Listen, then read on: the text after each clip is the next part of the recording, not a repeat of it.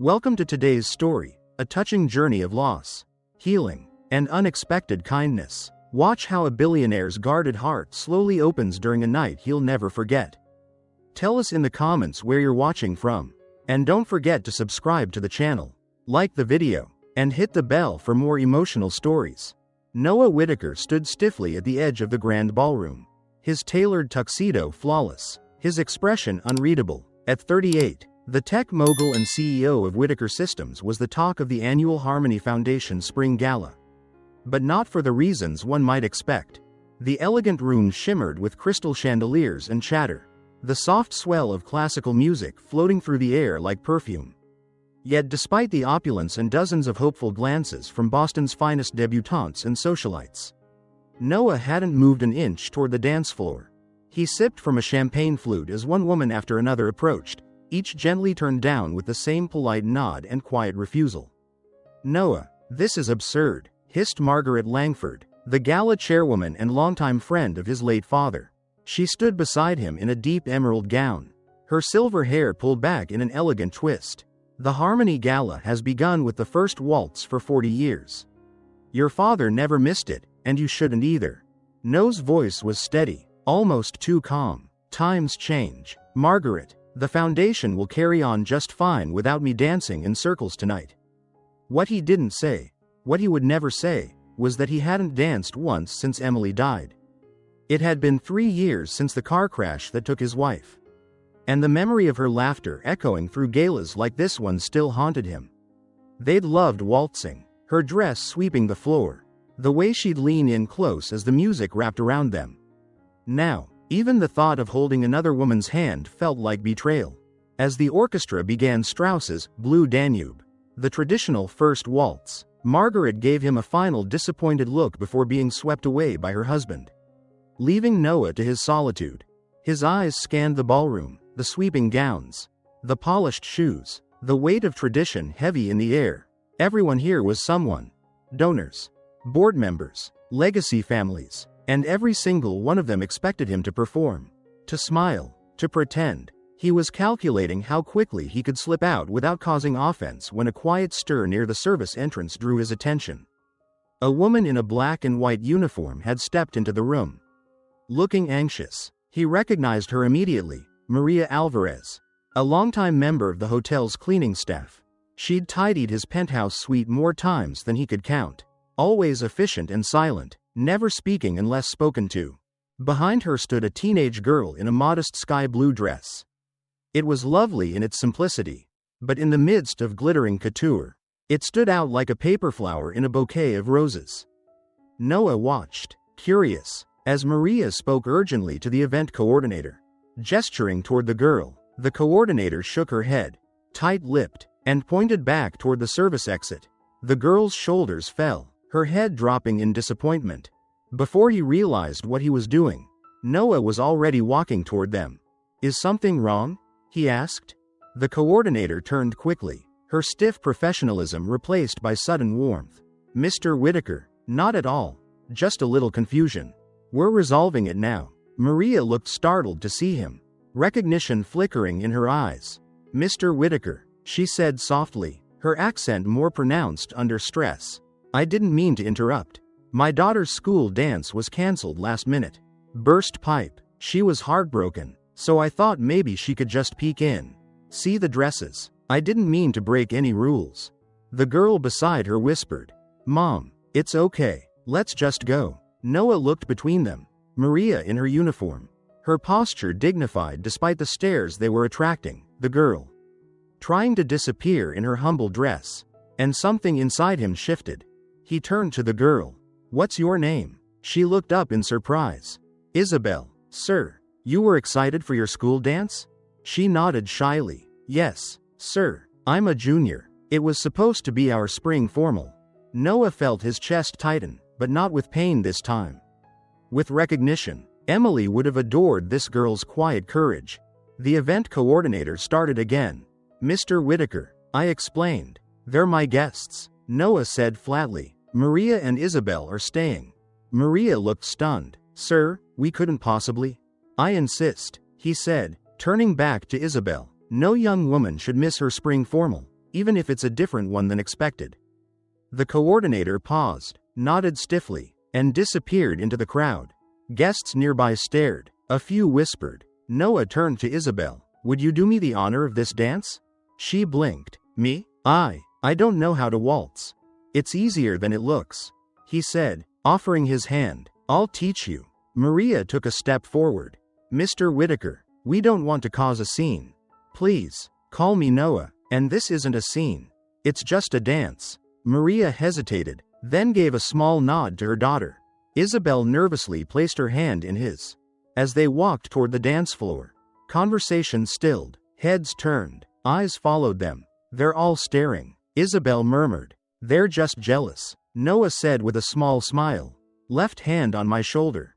Right hand in mine. I'll guide you. They began to move, slowly at first.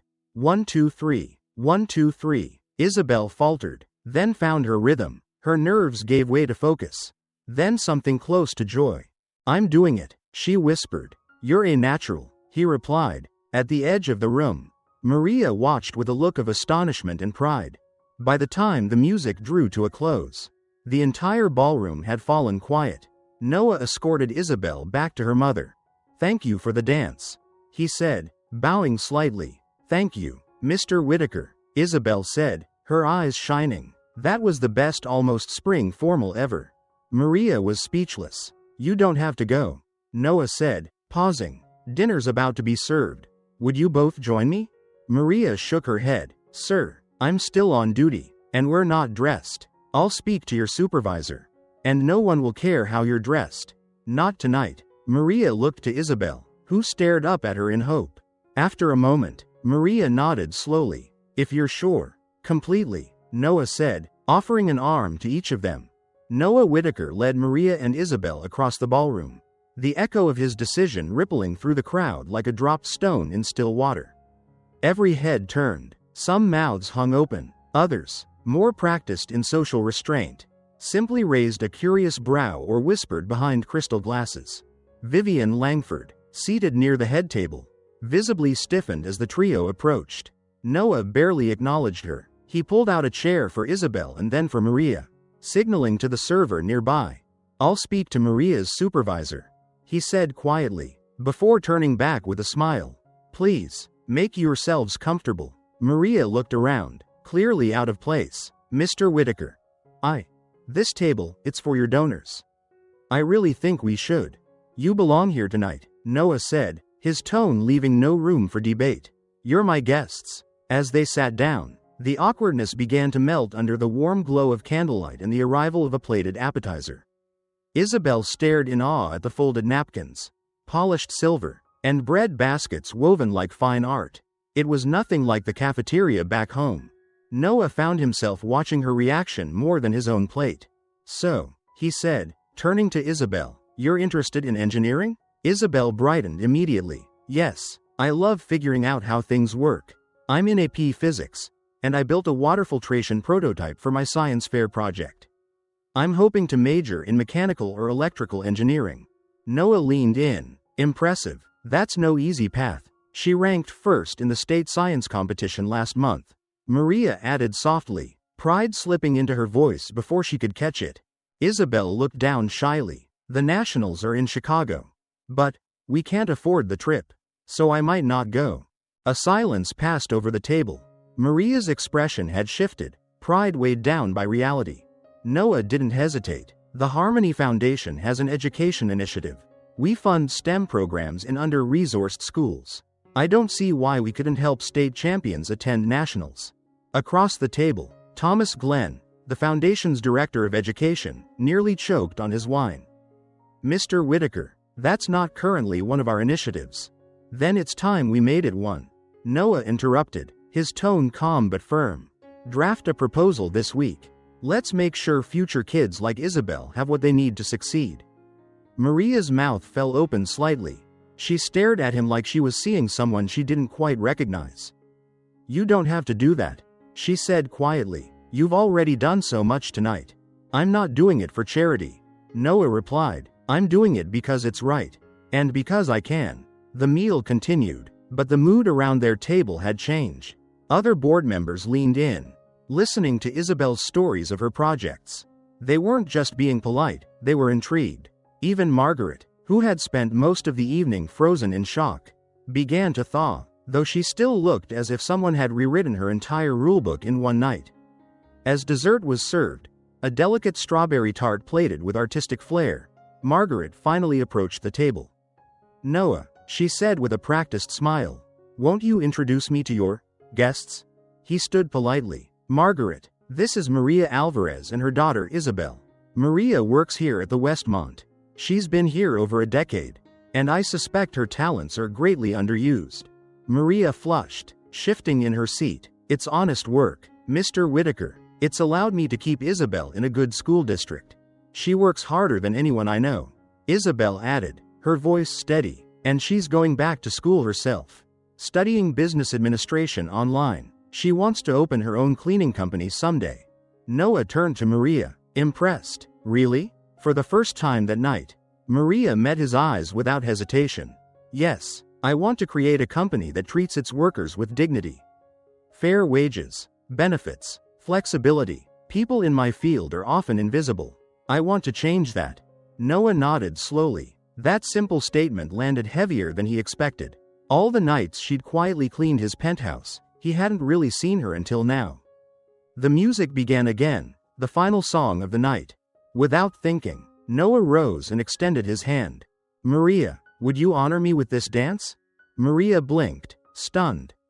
Mr. Whitaker, I don't think." "Noah," he said gently, "just one dance." To end the evening, guests all around them paused, sensing something unexpected unfolding again. Maria hesitated, then slowly stood and took his hand. Unlike her daughter, she moved with quiet confidence, gliding easily as he led her onto the floor. They began to dance, simple steps at first, the music wrapping around them like silk. "Thank you," she said softly, "for everything tonight. You've made Isabel's night unforgettable.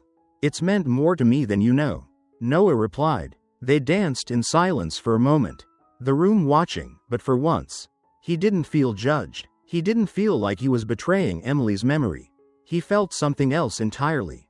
A lightness, a sense of something beginning. From the edge of the floor, Isabel watched, a soft smile playing on her face. And across the room, many who had spent the night questioning his choices now simply watched in quiet acceptance, or perhaps, quiet admiration. For the first time in years, Noah Whitaker didn't feel like a man performing for an audience. He felt like someone finally stepping into his own story. 6 months later, the Harmony Foundation unveiled 2 brand new programs at a press conference that received more media attention than any gala the foundation had hosted in years. Reporters crowded the steps of the Harmony building, flashes popping like fireworks, as CEO Noah Whitaker stepped up to the microphone. The first, he announced, as a national scholarship program for outstanding students from underserved communities pursuing STEM fields. He turned slightly to gesture toward a young woman standing beside him. "I'm proud to introduce our first recipient, Isabel Alvarez." Dressed in a navy blazer and slacks, Isabel beamed under the cameras, her cheeks flushed with excitement. Her mother, Maria, stood just behind her, tears silently tracing paths down her face. The second program, Noah continued, is a small business incubator focused on empowering entrepreneurs in the service industry. Our inaugural grant will support a cleaning services company founded by someone who has worked tirelessly in the shadows for far too long. Please welcome the founder of Aspire Clean, Maria Alvarez. The applause was thunderous. For the first time in her life, Maria stepped into a spotlight that didn't scare her, because she knew what she stood for. She stepped forward, shaking Noah's hand, her posture proud, her eyes shining. That moment rippled through the city's elite circles.